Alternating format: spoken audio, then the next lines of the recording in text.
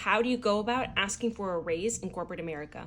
So number one, you are going to get into your head that you are not asking anybody for any favors. This meeting that you're about to have, it is not going to start out with, I'm so sorry to bother you. I'm so sorry to interrupt your time. I'm so sorry to inconvenience you in any way. No, that is not the attitude we're adopting.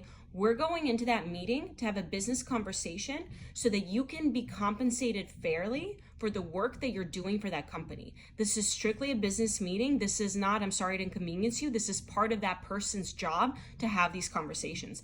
So change that attitude when you go in there. Number two, you're going to time it right. So when is the best time to have these conversations? I would say 1 of 3 times. Either it's year-end or mid-year performance review.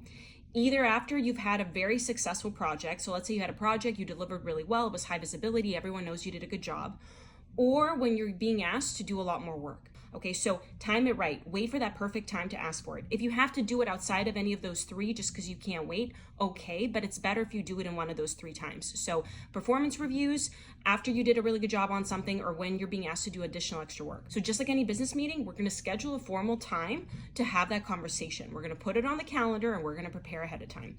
Do not do it as like a random, oh, let me step into your office and talk about it. It should really be a formal meeting where you go in there prepared, and so that person is ready to listen to you so that meeting is not cut short. How are we going to prepare for it? So we are going to take a look at everything we've done in the last year or so and decide, what do we want to highlight that we did really well? What are the key things that we really believe that we've done that are deserving of that raise?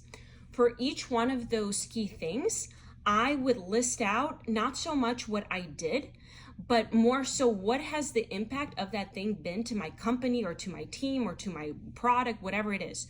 So instead of saying, I did a really good job with this project, you want to say, I delivered this project, and as a result of that, the impact to the company is we can now sell 20% more product every month.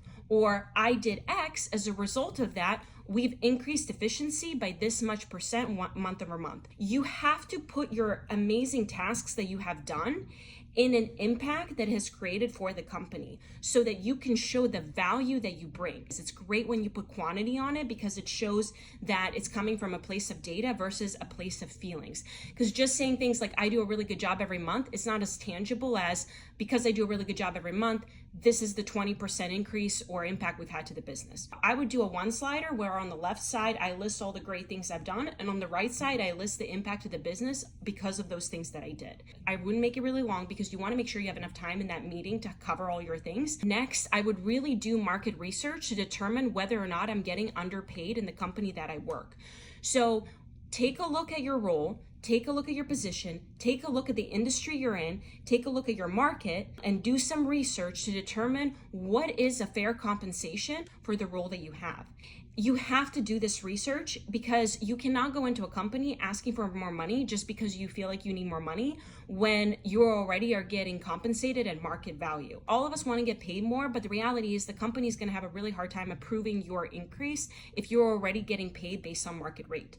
So do that research, figure out what's fair for your industry, for your marketplace, for your company, and what are you getting paid so that you at least have a ballpark to go to them with. And I would not go to them with a number. I would go to them with a range, and the lower part of your range should start at that number that you want, because maybe you're asking for a 20% raise, but they are actually willing to give you a 30% raise after this conversation. Now you've limited yourself. So don't go in there with a number. I would actually go in there with a range. And that is a conversation I would have, okay? So I would go in there with a positive attitude, being very confident because I'm not asking for any favors. I would time it right, especially after I've done a really good job on a certain project, highlighting all the great things I've done and the positive impact that those things have had on the company, and then going in there with a market range and what I'm getting paid for today. Now, after all of that, be prepared that you may hear a no.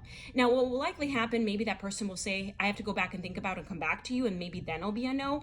But either way, be prepared that you may hear a no, but also be prepared that that no is just the start of that conversation in your journey to that higher compensation. It's not the end of the story. So if you hear a no, that's when you're going to say, okay, that's fine. Let's talk about what things I have to do and showcase to get me there in the next 3 to 6 months. And you're going to have a serious conversation where you write out what all those things are. And then every single month leading up to those 6 months, you are going to check in with your supervisor and go through each thing to make sure you're meeting the expectation of that task, to make sure that you keep reminding them that that's what you're working toward.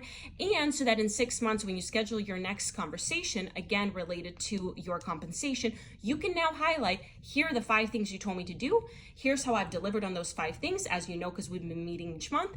Let's talk about my raise. You have to do this because it holds that other person accountable to that compensation promise that they have told you that you need to do in order to get there. I do think that as soon as you formalize it and it's all written and it's prescriptive and you're meeting with them, it becomes less awkward because now you're meeting with them to talk about it on a monthly basis. And when you meet with them in 6 months, you've already met with them before, they know what the conversation is about. And I genuinely believe it makes it less awkward. That is how I would go about advocating for more money for myself. And of course, everything is nuanced and it's different by company, but you have to advocate for yourself. So advocate for yourself and go get that raise.